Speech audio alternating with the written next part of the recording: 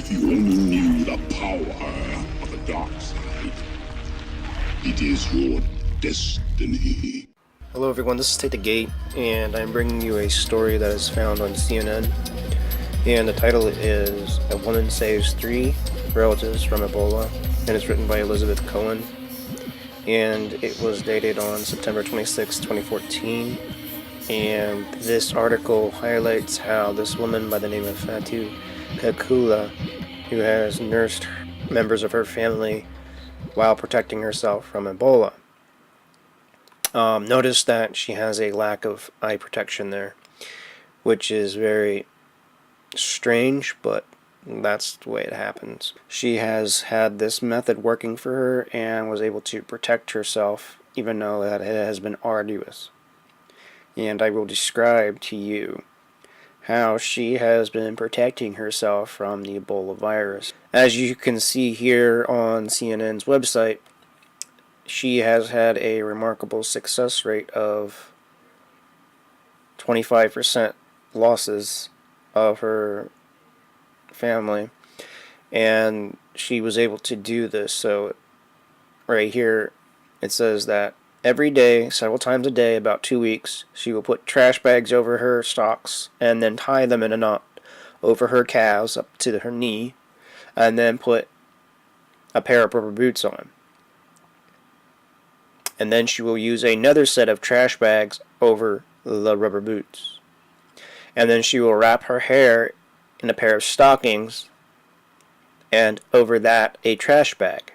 Next she will put on a raincoat, sort of like a parka I assume, 4 pairs of gloves on each hand, followed by a mask. It was an arduous and time-consuming process, but Fatu was religious about it, never cutting corners. UNICEF spokeswoman Sarah Crow said Fatu is amazing. So I wouldn't advise using this strategy. I would use parts of this strategy to keep yourself safe. And in doing so, you could eventually save lives of people that may be infected in your household, if it does come to that. So with the little resources that she has available, she was cognizant about taking care of her family by making sure that they were adequately supplied with whatever they needed nutritionally as well as comfortably, and cleaning and dressing their wounds every day, and making sure that everything was sanitary.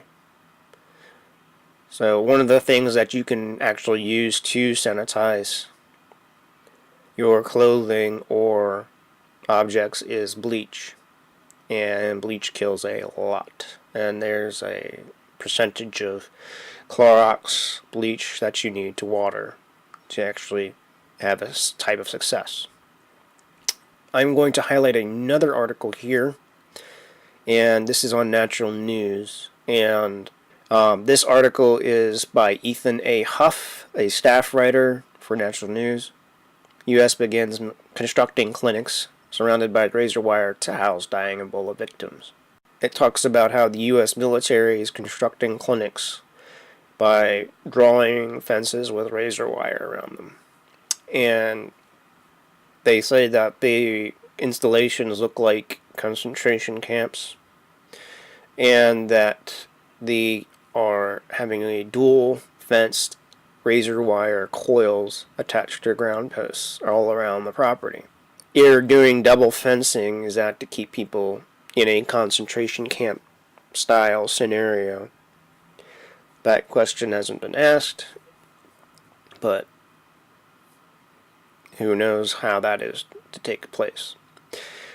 What I do know is that we have sent our armed service members into the hot zone as a way to, I guess, perhaps test future vaccinations on these people as guinea pigs.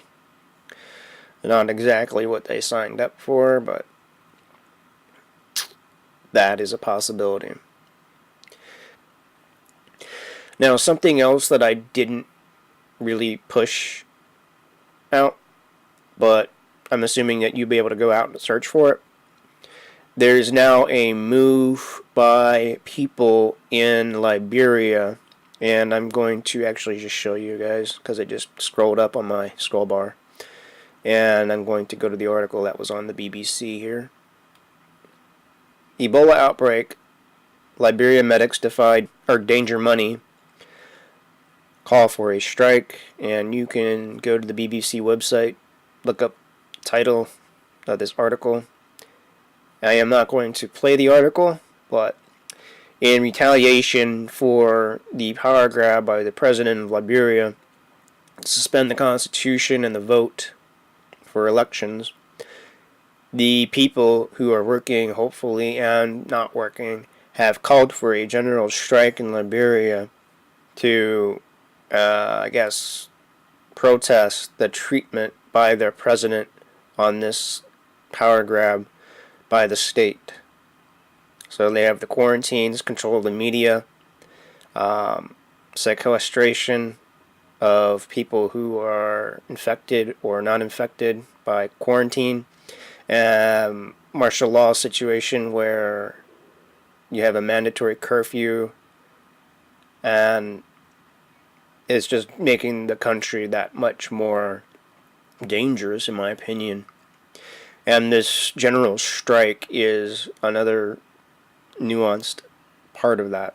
And as you can see here, the union of the medical workers want to be paid a risk fee of $700 a month, which is less than the current $500 a month. And they want a basic salary of between $200 and $300. So it's about $900 a month. And they want insurance, health insurance. So this just goes to show how the infections are progressing. And as I said, most of this has been tapering off in the last few weeks. So hopefully the cases will continue to decline, even though they keep saying that they're underreported. I beg to differ. The disease is supposed to double every 2 weeks.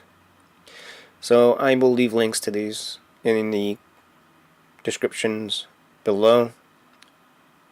This is Take the Gate. Please comment, rate, and subscribe. Thank you for watching. Signing out.